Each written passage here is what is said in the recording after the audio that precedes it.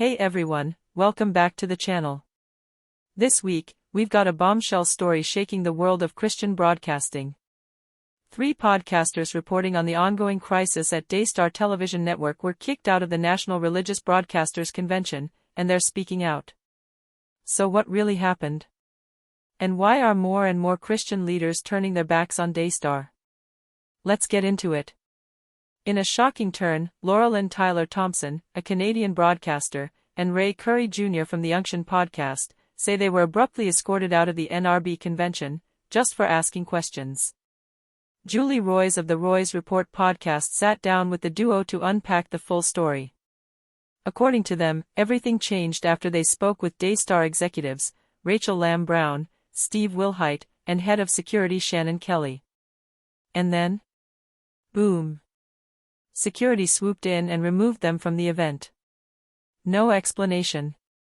No charges. Just, gone. The timing couldn't be more suspicious. Daystar is currently facing intense public scrutiny over allegations of sexual misconduct and financial corruption, all tied to its top leadership. And the accusations? They're coming straight from Jonathan Lamb, son of Daystar co-founders Marcus and Joni Lamb. According to Lamb, his daughter was sexually abused by a family member employed at Daystar, and that his parents tried to cover it up.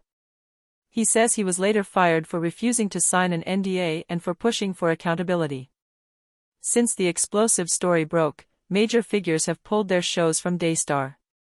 Among them, Joyce Meyer, who has been on the network for years. Ray Comfort, who just ended his 20-year run of Way of the Master. Jack Graham, Jesse Duplantis, Lance Wallnau, and others. Each one citing serious concerns about the allegations, and calling for transparency and repentance. Ray Comfort's ministry said, "We don't have the capacity to investigate the claims, but they're serious enough that we can't, in good conscience, remain affiliated." Daystar has continued to deny the allegations, calling them a smear campaign. They say the recent programming losses are just business as usual, but the sheer number of ministries cutting ties tells a very different story. Meanwhile, Joni Lamb, who has stayed silent on the allegations, was recently heard leading a prayer condemning her enemies. She prayed, "Breathe your breath, God, into the wind and blow it into the enemy's camp. Blind them when they look at my territory." Yeah. That actually happened. The removal of journalists.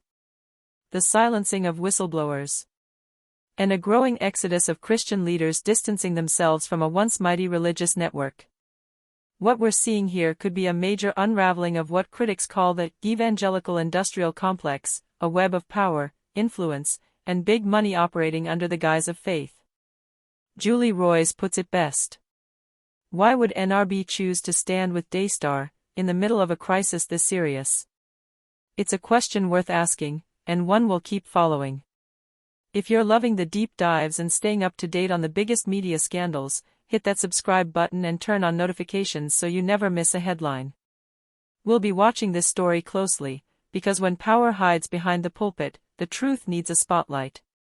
Thanks for tuning in, and we'll see you next time for more buzz, more truth, and more headlines, right here on the channel.